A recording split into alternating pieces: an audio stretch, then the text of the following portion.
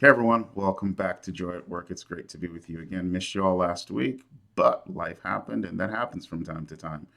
But when we get disrupted, it's being able to pick up and move on. So the World Cup is over. How you feel about that? The World Cup's one of the greatest teases if you're a football fan. I mean, you go a whole month watching game after game and being caught up in it, and then it's over. And if you're like me, you experience withdrawal.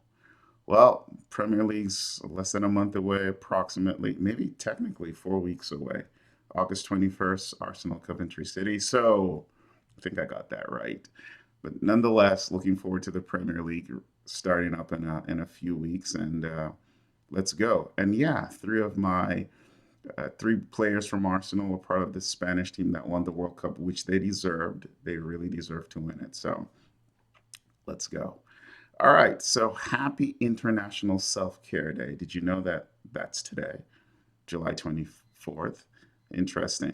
And did you also know that people celebrate? Do you celebrate self care or observe? I'm not sure what the word is there, but whatever the word is, from June 24th through July 24th, people observe the self care, like a month of self care. So self care is important, and we know that it is. I even wrote about self care in my book, Becoming a Leader in Product Development, over my shoulder, if you look in the background there, because I just felt it was so important, especially for people in leadership positions. And this applies to everybody, but if you're in a leadership position, taking care of yourself, I think is extremely important because it affects the quality of your decisions, it affects the quality of your actions, but it's still applicable and important for everybody, regardless of your role in the workplace. Because here's the thing, even though I don't think our workplaces are intentionally doing this, a lot of what we experience is not working towards our health, our optimum living. Think about it.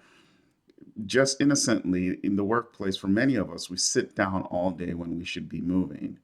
Then you think about the stress we have to deal with, or the fact that you might be working on projects till late in the night or wake up early in the morning and not get 7 to 9 hours of sleep.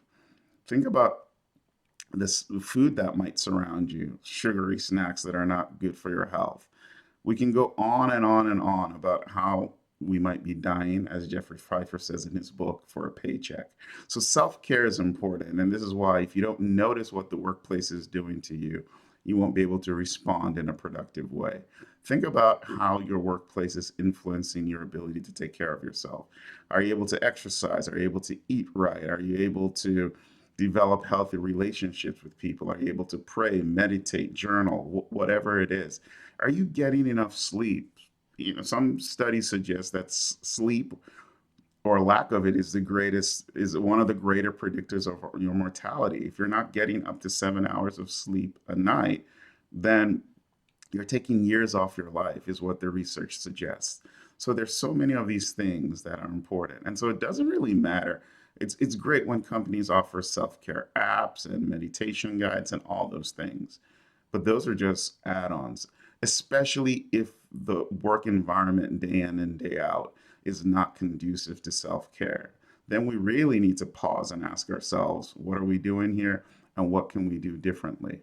So even as we celebrate, or is it observe, this day of self-care, just pause and ask yourself, am I looking for after myself? It's been said that self-care is not selfish, it's the thing we need to do.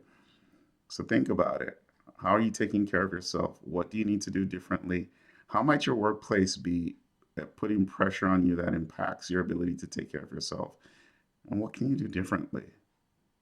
Happy International Self-Care Day.